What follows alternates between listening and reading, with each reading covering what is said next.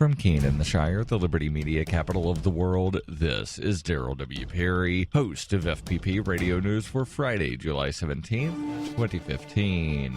Silver is trading at $14.99 per ounce. Gold is valued at $1,144 per ounce. And according to BitcoinAverage.com, the average price of Bitcoin is $276.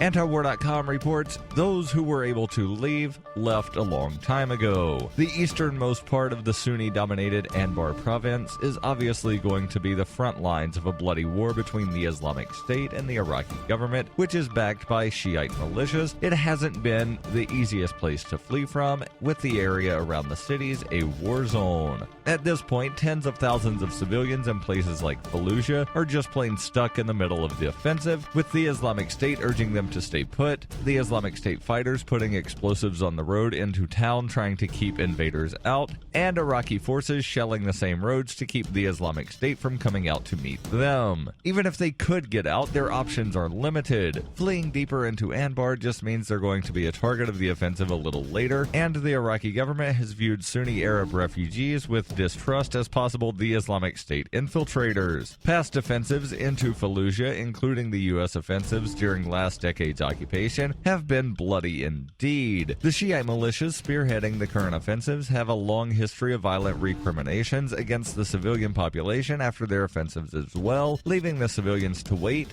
and worry. FPP Radio News is brought to you by Coinbase. Coinbase is a simple and secure online Bitcoin wallet for sending, receiving, and storing Bitcoin. Get started at coinbase.fppradio.com. UPI reports the Board of Supervisors for Maricopa County, Arizona on Wednesday voted to settle part of a lawsuit against controversial Sheriff Joe Arpaio that accused his office of using discriminatory practices such as targeting Hispanics. The settlement will include renewed training of deputies and policy changes, but no monetary damages. The trial was scheduled to begin next month, but now the sheriff will face just one charge during the proceedings instead of 4. Supervisor Steve Gallardo said of the settlement, "The sheriff's office put us in a situation we should have never been in." The agreement also mandates the sheriff's office to establish an official policy prohibiting retaliation against any individual for any individual's lawful expression of ideas in the exercise of the First Amendment right to freedom of speech.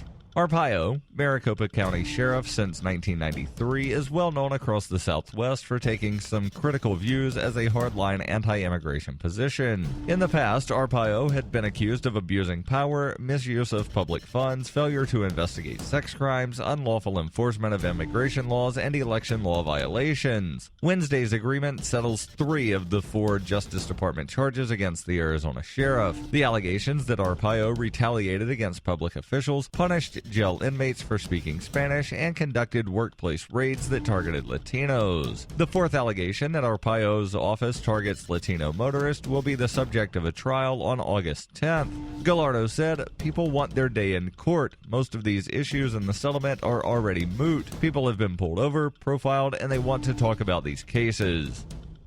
For over 35 years, Robertson Roberts has been a trusted source for buying and selling your investment-grade precious metals. They also take Bitcoin for precious metal purchases and permanently removed the minimum purchase order for all orders paid in the digital currency. Call Robertson Roberts today for knowledgeable advice on investing and a forward-thinking approach to new technologies. 850-478-5270 or online at rrbi.co. Reuters reports Europe moved to reopen funding to Greece's stricken economy on Thursday after the parliament in Athens approved a new bailout program in a vote that left the government without a majority. The European Central Bank increased emergency funding for Greek lenders, although capital controls will have to remain in place to avoid a run on the banks when they reopen on Monday. European Union finance ministers also approved €7 billion in bridge loans to Greece, allowing it to make a bond payment to the European Central Bank next Monday and clear its arrears with the International Monetary Fund. The loans will be finalized on Friday, provided Germany's parliament approves a request to open talks on a 3-year bailout program. Greece's third in the past 5 years, worth up to €86 billion. This has been FPP Radio News, online at fppradio.com.